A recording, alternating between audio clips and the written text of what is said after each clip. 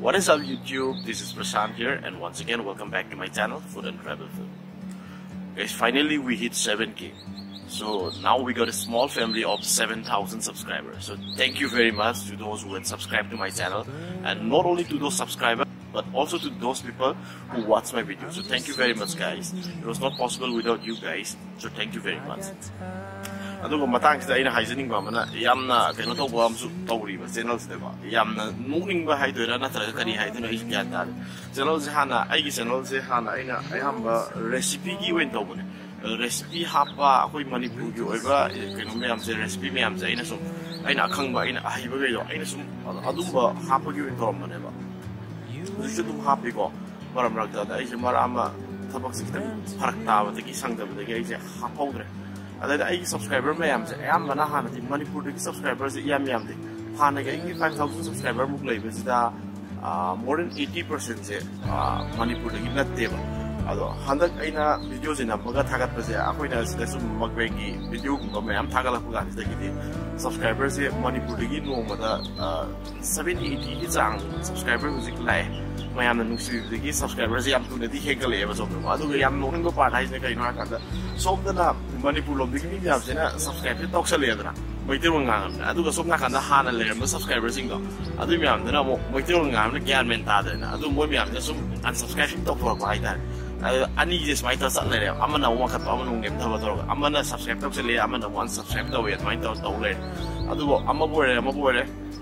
ꯑꯩꯒꯤ ꯔꯦꯁꯤꯄꯤꯒꯨꯝꯕ ꯍꯥꯞꯄꯒꯤ ꯚꯤꯗꯤꯑꯣꯗꯨꯗꯤ ꯑꯗꯨꯝ ꯏꯪꯂꯤꯁꯇ ꯉꯥꯡꯖꯒꯦ ꯌꯥꯝ ꯍꯩꯗꯅ ꯉꯥꯡꯕꯗꯤ ꯅꯠꯇꯦꯀꯣ ꯑꯗꯨ ꯏꯪꯂꯤꯁꯇ ꯑꯗꯨꯝ ꯉꯥꯡꯖꯒꯦ ꯃꯌꯥꯝ ꯄꯨꯂꯞ ꯈꯪꯅꯕ ꯑꯩꯈꯣꯏꯒꯤ ꯂꯝꯒꯤ ꯗꯤꯁꯁꯦ ꯃꯤ ꯃꯌꯥꯝꯅ ꯁꯨꯝ ꯈꯪꯉꯤꯗꯅ ꯃꯩꯇꯩꯂꯣꯟꯗ ꯉꯥꯡꯉꯒꯗꯤ ꯑꯩꯈꯣꯏ ꯃꯁꯦꯟ ꯈꯪꯕ ꯅꯠꯇꯅ ꯑꯇꯣꯞꯄ ꯈꯪꯉꯔꯣꯏ ꯑꯗꯩꯗ ꯃꯅꯤꯄꯨꯔꯗꯒꯤ ꯃꯌꯥꯝꯅ ꯅꯨꯡꯁꯤꯕꯤꯗꯅ ꯃꯌꯥꯝꯅ ꯀꯩꯅꯣ ꯇꯧꯕꯤꯗꯅ ꯑꯩ ꯍꯧꯖꯤꯛ ꯁꯕꯁꯀ꯭ꯔꯥꯏꯕ ꯌꯥꯝ ꯇꯧꯕꯤꯔꯦ ꯊꯦꯡꯛ ꯌꯨ ꯚꯦꯔꯤ ꯃꯆ ꯃꯅꯤꯄꯨꯔꯗꯒꯤ ꯁꯕꯁꯀ꯭ꯔꯥꯏꯕ ꯇꯧꯕꯤꯔꯤꯕ ꯃꯌꯥꯝꯕꯨ ꯑꯩ ꯊꯃꯣꯏ ꯁꯦꯡꯅ ꯊꯥꯒꯠꯆꯔꯤ ꯑꯗꯣ ꯑꯩꯒꯤ ꯚꯤꯗꯤꯑꯣꯁꯦ ꯀꯥ ꯃꯅꯨꯡꯗ ꯑꯌꯥꯝꯕ ꯍꯧꯖꯤꯛꯀꯤ ꯑꯣꯏꯅꯕꯨꯗꯤ ꯑꯩ ꯑꯌꯥꯝꯕꯅ ꯃꯛꯕꯦꯡꯒꯤ ꯚꯤꯗꯤꯑꯣ ꯉꯥꯛꯇꯅꯦ ꯅꯝꯃꯤꯁꯦ ꯀꯩꯒꯤꯅꯣꯗ ꯃꯄꯥꯟ ꯊꯣꯛꯄꯒꯤ ꯃꯇꯝꯁꯦ ꯈꯤꯇꯪ ꯐꯔꯛ ꯇꯥꯏ ꯑꯗꯨꯕꯨ ꯄꯥꯝꯕꯤꯕ ꯌꯥꯎꯔꯒꯗꯤ ꯑꯗꯣꯝꯅ ꯁꯤꯀꯤꯝꯗ ꯑꯩ ꯍꯧꯖꯤꯛ ꯁꯤꯀꯤꯝꯗ ꯂꯩꯔꯤꯕꯅꯤꯅ ꯁꯤꯀꯤꯝꯗ ꯂꯩꯕ ꯁꯤꯀꯤꯝꯗ ꯑꯗꯨ ꯌꯦꯡꯅꯤꯡꯉꯤ ꯅꯠꯇ꯭ꯔꯒ ꯁꯤꯀꯤꯝꯒꯤ ꯑꯗꯨꯒꯤ ꯚꯤꯗꯤꯑꯣ ꯀꯃꯦꯟ ꯇꯧꯕꯤꯔꯛꯑꯣ ꯑꯗꯨꯒ ꯑꯩ ꯉꯁꯤ ꯍꯌꯦꯡꯃꯛ ꯅꯠꯇ꯭ꯔꯒꯁꯨ ꯑꯩꯅ ꯍꯦꯛ ꯁꯪꯕ ꯃꯇꯝꯗ ꯆꯠꯂꯒ ꯑꯩ ꯚꯤꯗꯤꯑꯣꯁꯤꯡꯁꯨ ꯇꯧꯖꯔꯛꯀꯦ ꯃꯌꯥꯝꯒꯤꯗꯃꯛꯇ ꯑꯗꯨꯃꯛꯇꯤ ꯑꯩ ꯇꯧꯖꯔꯛꯀꯦ ꯑꯩꯅ ꯑꯁꯪꯕ ꯃꯇꯝꯗ ꯑꯩꯁꯨ ꯀꯥꯏꯊꯣꯛꯑꯒ ꯑꯩ ꯑꯗꯨꯃꯥꯏꯅ ꯇꯧꯔꯒ ꯚꯤꯗꯤꯑꯣꯁꯤꯡꯗꯣ ꯃꯈꯥ ꯇꯥꯅꯁꯨ ꯍꯥꯞꯀꯠꯆꯔꯛꯀꯦ ꯑꯃꯨꯛ ꯑꯗꯨꯒ ꯚꯤꯗꯤꯑꯣꯁꯦ ꯀꯃꯦꯟ ꯇꯧꯕꯤꯔꯛꯑꯣ ꯀꯃꯥꯏꯅ ꯇꯧꯕ ꯚꯤꯗꯤꯑꯣ ꯌꯦꯡꯅꯤꯡꯒꯦꯅꯀꯣ ꯑꯗ ꯑꯩ ꯃꯇꯝ ꯌꯥꯝꯅ ꯀꯩꯅꯣ ꯇꯧꯔꯒ ꯃꯇꯝ ꯌꯥꯝ ꯂꯩꯔꯒ ꯍꯥꯏꯇꯥꯔꯦꯅꯦ ꯌꯥꯝ ꯂꯩꯔꯒ ꯑꯗꯩꯗ ꯑꯩ ꯚꯤꯗꯤꯑꯣ ꯅꯝꯕꯒꯤ ꯃꯇꯝꯁꯦ ꯌꯥꯝꯅ ꯀꯩꯅꯣ ꯇꯧꯕꯗꯨꯗꯤ ꯑꯣꯏꯗꯦ ꯀꯩꯒꯤꯅꯣꯗ ꯍꯧꯖꯤꯛ ꯌꯨꯝ ꯑꯉꯥꯡ ꯀꯩ ꯌꯨꯝ ꯀꯩ ꯄꯥꯜꯂꯕ ꯀꯧꯔꯕꯅꯤꯅ ꯑꯗꯨꯒꯤ ꯈꯤꯇꯪ ꯀꯩꯅꯣꯝꯁꯨ ꯂꯩꯔꯦ ꯑꯗꯒꯤ ꯊꯕꯛ ꯆꯠꯄꯅꯦ ꯈꯣꯠꯄꯅꯦ ꯕꯦꯔꯥꯁꯦ ꯈꯤꯇꯪ ꯀꯥꯏꯌꯦ ꯑꯗꯨꯕꯨ ꯉꯝꯅꯕ ꯇꯧꯔꯒ ꯑꯩ ꯅꯝꯖꯔꯛꯀꯦ ꯁꯤꯀꯤꯝꯒꯤ ꯐꯖꯕ ꯃꯐꯝ ꯃꯌꯥꯝꯗꯣ ꯑꯩ ꯃꯌꯥꯝꯗ ꯎꯠꯆꯔꯛꯀꯦ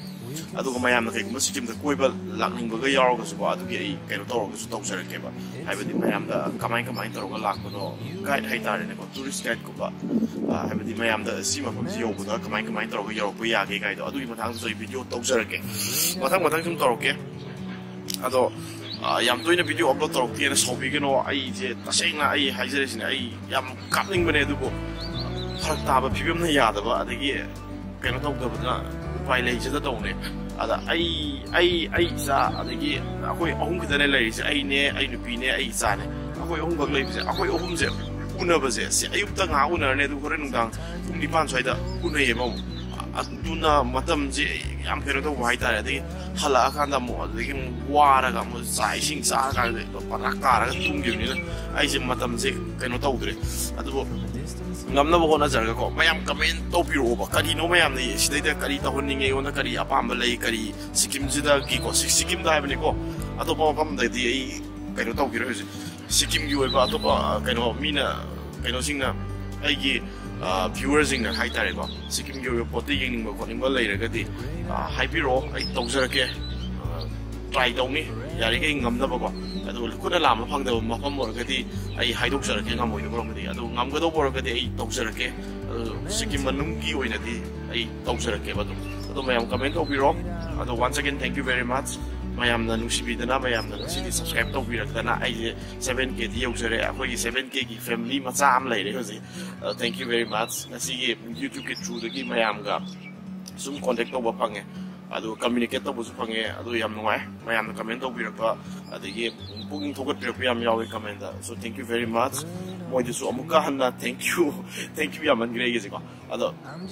aseng mane nungdiam nungai adwaina keno da video namma ga sida video da booking thogat birakpa adigi nuksiba wa happy yam yawe hai tare thamoi sida keno ma feel do ba adu mayam do ai thamoi sengna yam nungai sei yam nuksi sei ine so adu ai gi video se